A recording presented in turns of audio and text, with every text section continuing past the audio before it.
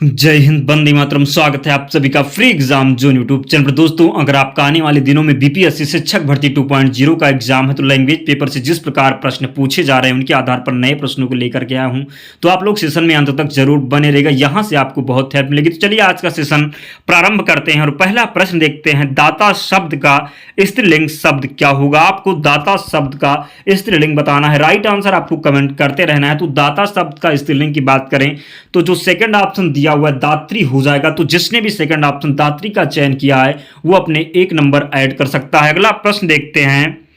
लड़का पेड़ से गिरा में कौन सा कारक है? आपको कारक की पहचान करना है। लड़का जो है पेड़ से गिरा में कौन सा कारक है? अपादान कारक हो जाएगा, कर्म कारक हो जाएगा, संप्रदान कारक हो जाएगा या फिर अधिकरण कारक हो जाएगा। तो कारक की बात करें तो आपको ध्यान रखना है कारक जो हैं 8 प्रकार के होते हैं। कितने? 8 होते हैं। यहां पर बात करें लड़का पेड़ से गिरा तो अपादान कारक यहां पर हो जाएगा। जहां पर भी अलगाव हो और जो अपादान कारक की विभक्ति है, जो इसका कारक चिन्ह है, ध्यान रखना से होता है। तो यहां पर जो राइट आंसर हो जाएगा अपादान कारक हो जाएगा। आपको ध्यान रखना जहां पर भी अलगाव हो वहां पर अपादान कारक हो जाता है। अगर कारक चिन्ह की बात करें तो कर्ता का जो कारक चिन्ह होता है ने होता है, कर्म को होता है कर्ण से, संप्रदान का के लिए, अपादान से, संबंध काकी के, अधिकरण में पर, संबोधन हे अरे ओ हो जाता है। तो आपको ध्यान रखना लड़का पेड़ से गिरा तो यहां पर अपादान कारक हो जाएगा। नेक्स्ट क्वेश्चन है कौन सा सर्वनाम का भेद नहीं? आपको सर्वनाम का भेद नहीं है उसे बताना। देखना यहां पर नहीं लिखा हुआ है तो आपको जो है ऑप्शन 4 दिए हुए हैं। पुरुषवाचक हो जाएगा, गुणवाचक होगा, निजवाचक होगा या फिर प्रश्नवाचक होगा। तो सर्वनाम की भेद की बात करें तो ध्यान रखना है सर्वनाम के 6 भेद होते हैं। कितने होते हैं? 6 भेद होते हैं। उनमें से जो 4 ऑप्शन दिया उनमें से एक भेद नहीं है, उसको आप लोग कमेंट करके जरूर बताएं।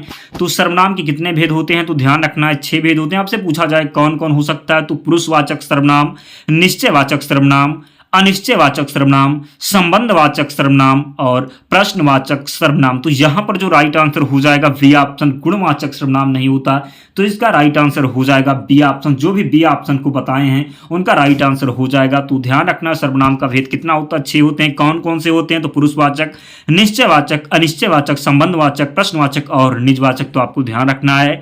अगला प्रश्न देखते हैं। नीरस का विलोम शब्द आपको बताना है। नीरस का विलोम शब्द क्या होगा? रसीला हो जाएगा या फिर सरस होगा, विरस होगा या फिर अरस होगा। तो आपको ध्यान रखना नीरस का जो विलोम हो जाएगा बी ऑप्शन में जो सरस दिया हुआ है। जिसने भी सरस ऑप्शन का चयन किया वो अपने 1 नंबर ऐड कर सकता है। दोस्तों आप लोग कमेंट करके जरूर बताते रहना कितने मार्क आपके बन पा रहे हैं। आप लोग कमेंट करके अंत में जरूर बताना। नीरस का जो विलोम हो जाएगा सरस हो जाएगा। आपको ध्यान रखना है। अगला प्रश्न देखते हैं। बाल का स्त्रीलिंग क्या है? वालिका होगा, बालिका होगा, बाला होगा या फिर वाली होगा। तो राइट आंसर यहां पर जो दिया हुआ है थर्ड ऑप्शन बाला, यहां पर राइट आंसर हो जाएगा। जो भी थर्ड ऑप्शन का चयन किए उनका सही उत्तर हो जाएगा। अगला प्रश्न देखते हैं। अर्थ की दृष्टि से विशेषण कितने प्रकार के होते हैं? आपको विशेषण के प्रकार बताना है। अर्थ की दृष्टि से तो बात करें अर्थ की दृष्टि से ऑप्शन है 3 है, 4 है, 5 है, 6 है। तो अर्थ की दृष्टि से विशेषण की बात करें कितने प्रकार के होते हैं तो ध्यान रखना 4 प्रकार के होते हैं। यहां पर जो भी ऑप्शन है सेकंड ऑप्शन जो दिया हुआ है राइट आंसर हो जाएगा। आपको ध्यान रखना है। अगला प्रश्न पूछा गया था मदन काली पतलून पहनकर खेलने आया में विशेषण आपको बताना है। मदन जो है काली पतलून पहनकर खेलने आया, आपको विशेषण इनमें से बताना है। 4 ऑप्शन आपके सामने, काली है, मदन है, पतलून है और फिर खेलना है। तो आपको इनमें से विशेषण बताना है। तो ध्यान रखना जो इसका राइट आंसर हो जाएगा कौन सा हो जाएगा। तो राइट आंसर की बात करें तो यहाँ पर काली हो जाएगा। काली जो है यहाँ पर विशेषण जो है विशेषता बता रहा है तो यहाँ पर जो काली ऑप्शन है राइट आंसर हो जाएगा। आपको ध्यान रखना है। अगला प्रश्न देखते हैं। बच्चे गाना गा चुके हैं, बच्चे गाना गा चुके हैं, इस वाक्य में मुख्य क्रिया की पहचान करें। बच्चे हो जाएगा, गाना होगा, फिर गा होगा, फिर चुके होगा। तो जिसने भी थर्ड ऑप्शन गा का चयन किया उसका राइट आंसर हो जाएगा बच्चे गाना गा चुके हैं। इसमें जो है थर्ड ऑप्शन राइट हो जाएगा। ध्यान रखना है आपको। दोस्तों इसी प्रकार के प्रश्न आपके एग्जाम में पूछे जा रहे हैं तो आप लोग पूरे ध्यान से सेशन को अंत तक जरूर देखिएगा। जिसने भी अब तक सेशन को लाइक नहीं किया प्लीज़ आपसे रिक्वेस्ट है आप लोग सेशन को जरूर लाइक कर दिए और चैनल को सब्सक्राइब करके हमारे साथ जुड़ जाइए। अगर आपकी इसकी पीडीएफ चाहिए तो आप लोग लास्ट तक वीडियो में जरूर बने रहिएगा। अगला प्रश्न देखते हैं। इनमें से गुणवाचक विशेषण कौन सा है? आपको गुणवाचक विशेषण बताना है। चौगुना होगा, नया होगा, 3 होगा या फिर कुछ होगा। तो राइट आंसर आपको कमेंट करके जरूर बताना है इनमें से गुणवाचक विशेषण कौन सा है।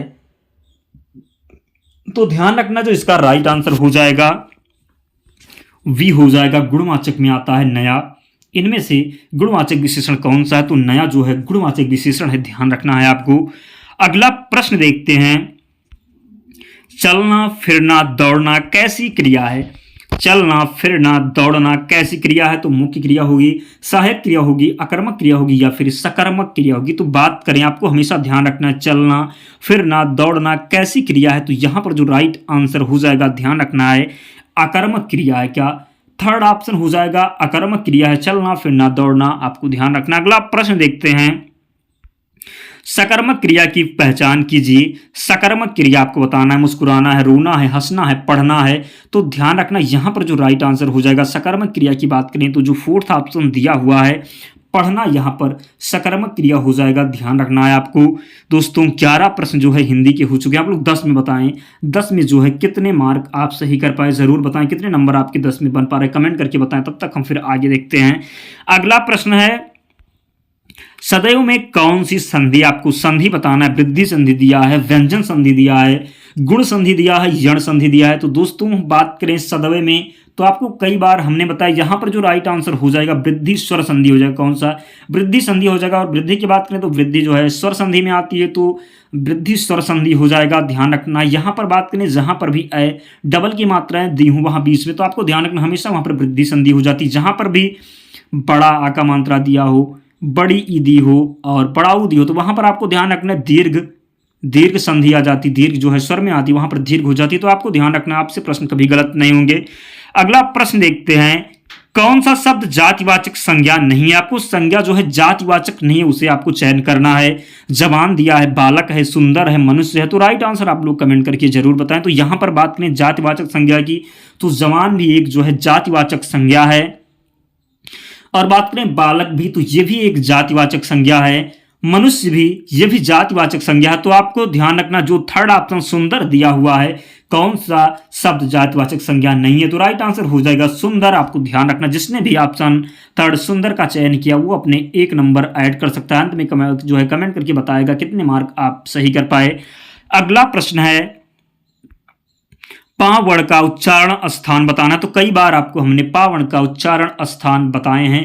अगर आप बोल के देखेंगे पा, तो आपको जरूर पता हो जाएगा। जो पा का उच्चारण स्थान होता है, कंठ होगा, दंत होगा, ओष्ठ होगा, तालु होगा। तो आप लोग पा को एक बार उच्चारण करके देखिए, पा को भूल कर देखिए आपको कैसा लग रहा है। तो यहाँ पर जो है पा जो है पा वर्ण का उच्चारण स्थान ओष्ठ हो जाएगा, आपको ध्यान रखना है। थर्ड ऑप्शन जो दिया हुआ है ओष्ठ, यहाँ पर राइट आंसर हो जाएगा। कंठ की बात करें तो जो का वर्ग के अक्षर होते हैं कंठ हो जाते हैं, ध्यान रखना है। अगला प्रश्न देखते हैं, पंचवटी शब्द में समास बताइए। पंचवटी शब्द में आपको समास बताना है। बहुवीर समास होगा, क्रमधारय होगा, द्वंद्व होगा या फिर द्विगु समास होगा। तो आपको हमने कई बार बताया, जहां पर भी संख्या दी गई होती है वहां पर हमेशा जो है द्विगु समास हो जाता है। तो यहां पर राइट आंसर द्विगु समास हो जाएगा, ध्यान रखना। पंचवटी में जो है कौन सा समास होगा? तो द्विगु समास राइट आंसर हो जाएगा, ध्यान रखना है। अर्थ के विचार से संज्ञा कितने प्रकार की होती है? अर्थ के विचार से संज्ञा कितने प्रकार की होती है? तो ध्यान रखना है, अर्थ के विचार से जो संज्ञा होती है 5 प्रकार की होती है। कितने प्रकार की होती है? 5 प्रकार की होती है। आपसे पूछा जाए व्युत्पत्ति के आधार पर संज्ञा कितने प्रकार की होती है, तो आपको ध्यान रखना हमेशा 3 बताना है।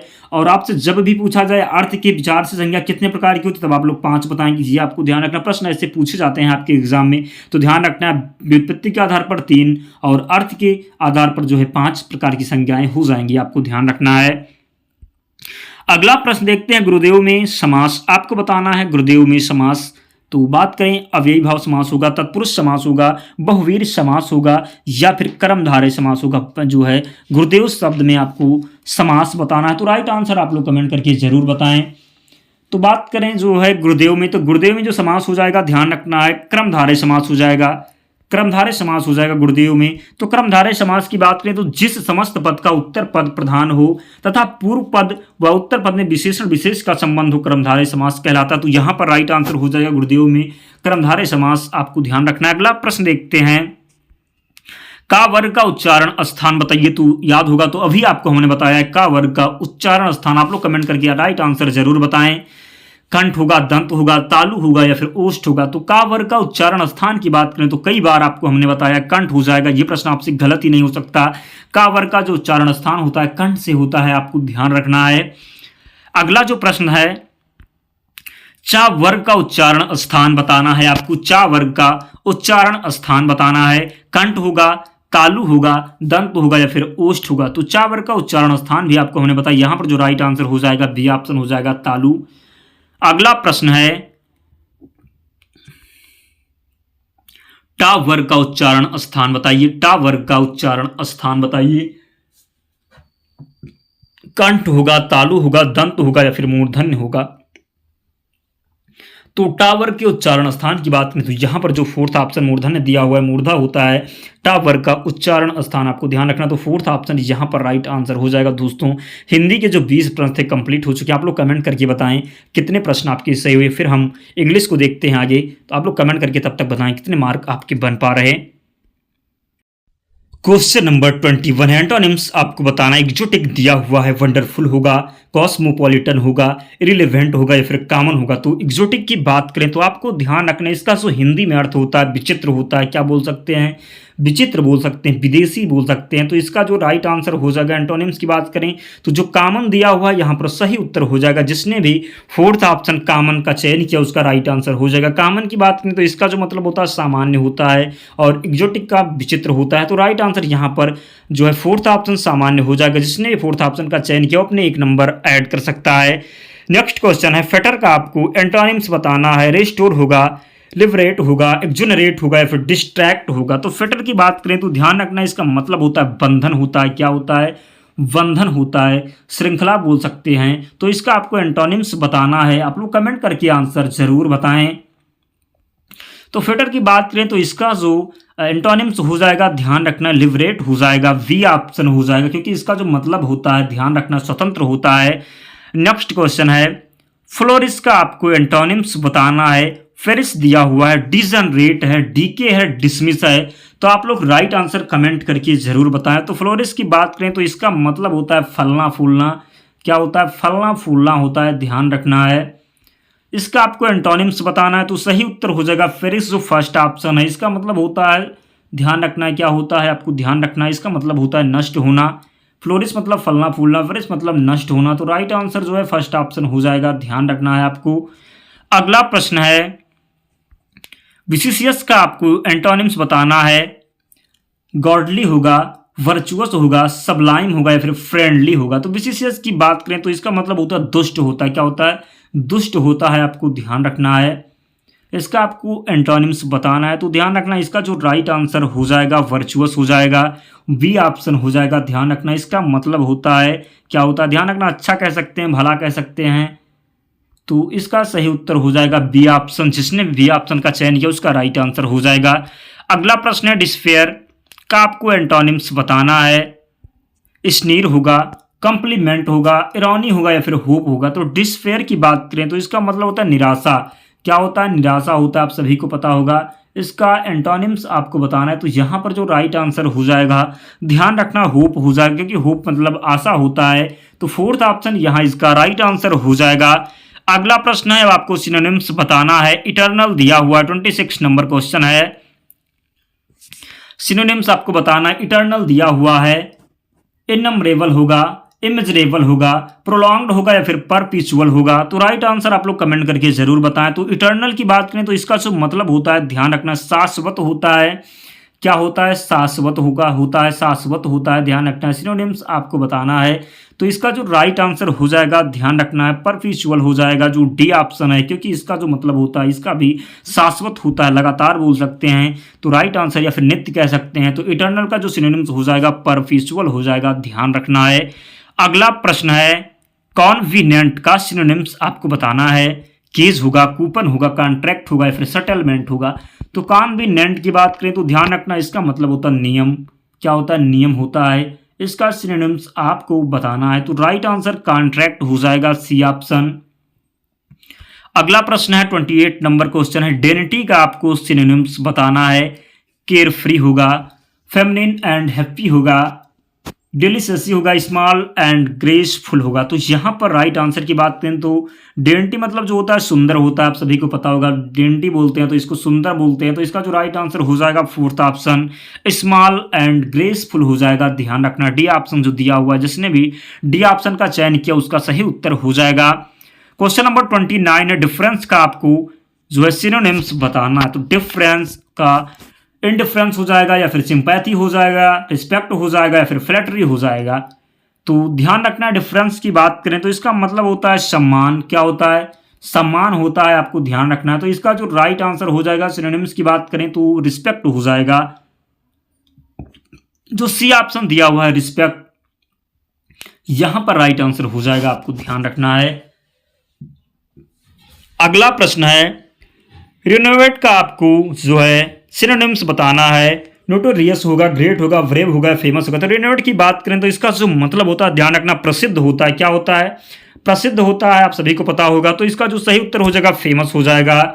डी ऑप्शन राइट हो जाएगा। दोस्तों, हमने आज का सेशन कंप्लीट करवा दिया। 30 प्रश्न टोटल थे। आप लोग कमेंट करके बताएं कितने नंबर आप लोग 30 में गेन कर पा रहे हैं। कमेंट करके जरूर बताएं, आप क्वालिफाई कर पा रहे हैं या नहीं कर पा रहे, जरूर बताएं। तो मिलते हैं दोस्तों। अगर आपकी इसकी पीडीएफ चाहिए तो आप लोग टेलीग्राम चैनल से जुड़ जाना। लिंक जो है डिस्क्रिप्शन बॉक्स में हम दे देंगे, या फिर आप टेलीग्राम पर सर्च कर लेंगे, फ्री एग्जाम जोन चैनल मिल जाएगा, आप लोग ज्वाइन हो जाना, वहां पर पीडीएफ मिल जाएगी। तो मिलते हैं दोस्तों अगले वीडियो में, तब तक पढ़ते रहिए, ध्यान रखिए अपना, स्वस्थ और सुरक्षित रहिए। जय हिंद।